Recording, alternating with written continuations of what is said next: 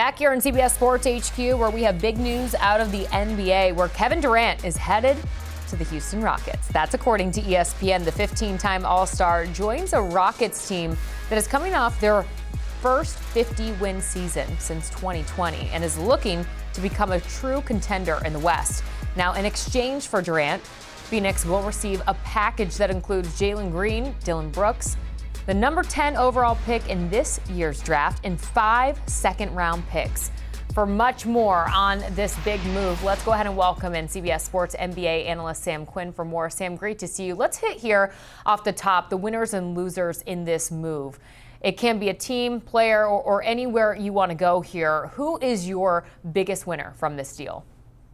Well, forgive the obvious pick, but the biggest winner has to be Houston, right? I mean, they got Kevin Durant for a bag of chips. I mean, the fit here could not be more perfect. You know, the Rockets last year, number 1 in rebounding, number 5 in defense, number 7 in fast break points. The only thing this team really lacked was half-court scoring. They needed somebody who could create his own shot. Well, they got the half-court shot creator in the entire NBA in Kevin Durant. There might not be a better one in NBA history than the one they just got. They ranked 21st in three-point percentage last year. Kevin Durant has been known to make a 3 or 2 at some point in his career.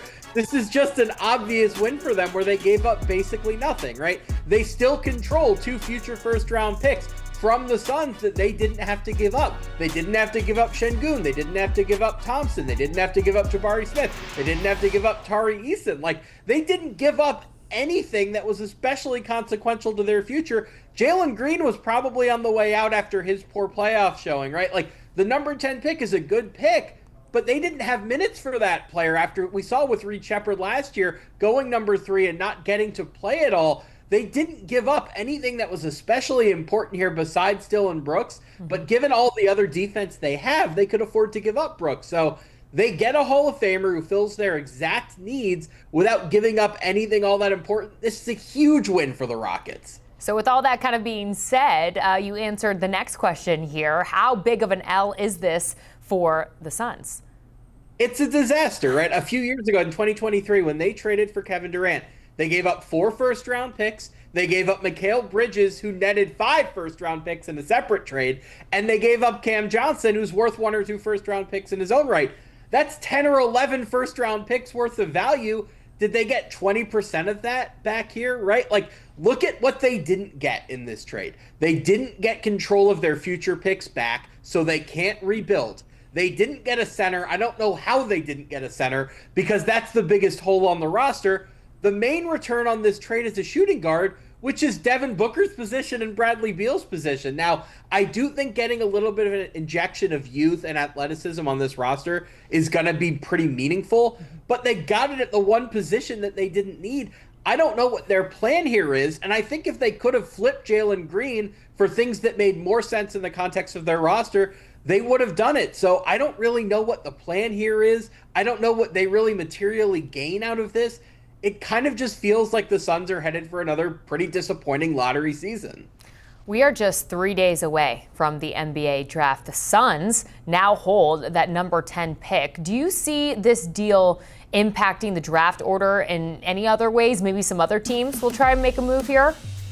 Well, the big thing that comes to mind here is the Suns are like notoriously anti-draft in the way that they operate. They owe out first-round picks into the future, I think the next 6 years. I don't know how much they've invested in scouting the top of the draft when their philosophy is, oh, we're win now. How dare you assume that we're going to make a high draft pick? I look at their hole at center and I say, are they going to try to use that number 10 pick to trade for a veteran big man? You know, Nick Claxton is out there from Brooklyn. Maybe Walker Kessler from Utah. There are centers out there, and if nothing else, those teams that are trying to trade those big men now are thrilled to have a little bit more leverage, because otherwise it had just been Lakers, Lakers, Lakers as far as trading for big men. So I think that number 10 pick is probably in play. If the Suns could move up a little bit and secure Malawach from Duke, I think that's something they would consider. But I think when the dust settles, Phoenix has to find a center somehow, and the number 10 pick is their easiest path to doing it. This deal goes down on the day of Game 7 of the NBA Finals. We're 3 days away from the draft and a little over a week from the start of free agency. So plenty more moves are on the horizon here, Sam. How do you think this deal impacts the NBA movement over the next few weeks? Well, it kind of loosened things up a little bit, right? I think there were a lot of teams that were in the running for Durant or hoping to be a facilitator in the Durant trade that can now say, okay, option number one is off the board. Let's move down the list a little bit, right? Giannis is presumably not getting traded. Durant has now been moved. I think we've done most of the star movement of this summer. We might get one or two that wriggle free, but the big names that we were really targeting have mostly been settled. So now you go down the list a little bit here, right? You ask, is Boston going to be able to duck the second apron? What are they going to do with their guys? Are there teams that have specific targeted needs that can now focus on going after those players because the stars have been settled? So the biggest stuff is probably done, but the biggest stuff is not necessarily what defines the championship, right? Look at Indiana. They did get Pascal Siakam last year at the deadline, but the way that roster was built was through smart, targeted acquisitions of undervalued role players. I think that's a lot of what free agency is going to be without any big names on the market.